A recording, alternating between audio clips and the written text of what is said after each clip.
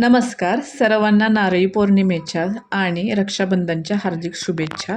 या निमित्ताने आज आपण नारळी भात करणार आहोत। नारळी भात परफेक्ट बनण्यासाठी इथे मी टिप्स दिलेल्या आहेत, तर तुम्ही व्हिडिओ शेवटपर्यंत बघा। इथे मी 1 वाटी बासमती तांदूळ घेतलेला आहे, त्याच वाटीने 1 वाटी गूळ आणि 1 वाटी नारळाचा चव घेतलेला आहे, 2-3 लवंगा आणि थोडासा तुकडा दालचिनीचा आणि 2-3 वेलची असं प्रमाण घेतलेलं आहे। या प्रमाणात परफेक्ट होतात। गूळ जर तुम्हाला थोडंसं जास्त हवा असेल तर जास्त घ्या आणि नारळ हा वरची साल काढायची आणि तुकडे करून मिक्सरला बारीक करून घ्यायचं। आता इथे तांदूळ स्वच्छ 2 ते 3 वेळा धुतला आणि पाण्यामध्ये एक 10 ते 15 मिनटं ठेवला आणि त्याच्यानंतरनं असा चाळणीवरती मी पसरून ठेवलेला होता एक 10 मिनटं।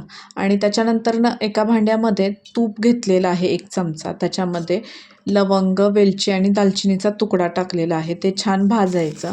आणि जे आपण निथळत ठेवले होते तांदूळ बासमती घेतलेला आहे, कारण की सुगंध खूप छान असतो, तो तांदूळ याच्यामध्ये घ्यायचा आणि परतायचा आहे। एकीकडे मी पाणी गरम करण्यास ठेवलेलं होतं, हे पाणी तुम्ही वाटीने 2 वाट्या घालायचं आहे जर तुम्ही कुकरला शिजवणार असाल तर, आणि नसाल तर 3 वाट्या असाच पातेला शिजवायचा असेल तर 3 वाट्या पाणी घालायचं आणि असा रिकामा शिजवायचा आहे। इथं मी रिकामा शिजवणार आहे त्याच्यामुळे 3 वाटी पाणी घातलेलं आहे आणि 2 ते 3 लिंबाचे थेंब सोडलेले आहे, त्याच्यामुळे आपला भात छान मऊ आणि सुट्टा होतो।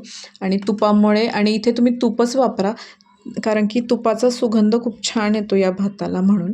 आणि इथे मी एक 10 मिनटं पण नाही, लगेच होतो भात शिजतो। 90% भात आपल्याला शिजवून घ्यायचा आहे आणि त्याच्यातून पाणी काढायचं आणि असं चाळणीवरती पसरून ठेवायचा, म्हणजे त्याच्यात जर एक्स्ट्राचं पाणी असेल तर ते निघून जातं। इथे आपण आता एका भांड्यामध्ये परत 1 चमचा तूप घातलेलं आहे आणि त्याच्यामध्ये खोबरं टाकलेलं आहे आणि भाजून घेतलेलं आहे।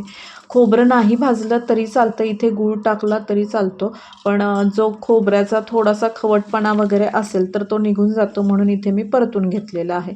तर 1 वाटीच आपण गूळ टाकलेला आहे, याच्यामध्ये गूळ असा पूर्ण वितळवायचा आहे, त्याच्यामुळे आपलं खोबरंही छान शिजतं।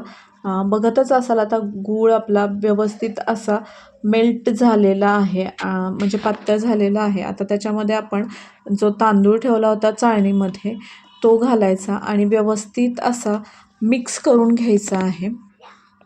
आणि जर समजा तुम्हाला तुमच्याकडे केसर वगैरे काही नसेल तर इथे तुम्ही एक अर्धा चमचा हळद टाकू शकता, जेणेकरून तुमचा भाताचा कलर छान येईल। आणि इथे तुम्ही गूळ हा सेंद्रिय गूळ वापरला तर भाताचा कलर बदलू शकतो। आता हलवून आपण एक वाफ आणायची आहे, कारण की गुळामुळे पाणी सुटलेलं असते। इथेही आपला भात छान असा शिजतो। आणि आता इथे मी 1 चमचा वेलची पावडर टाकलेली आहे आणि थोडंसं तूप टाकायचं आहे वरून 1 चमचा वगैरे भरून, याने आपल्या भाताला चमक, म्हणजे असं शाईन येते थोडीशी भाताला आणि दिसायलाही भात खूप सुंदर दिसतो।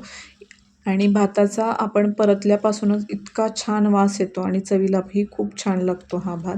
आता जायफळ टाकायचं थोडंसं, जायफळाने चव पण छान येते आणि सुगंधही अजून छान येतो म्हणून।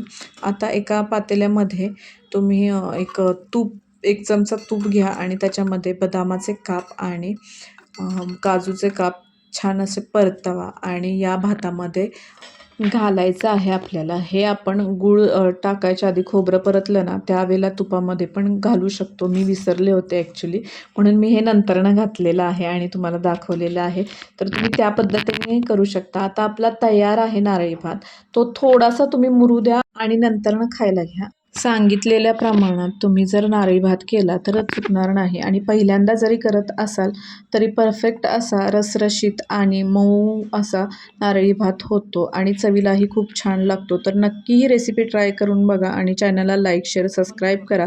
धन्यवाद।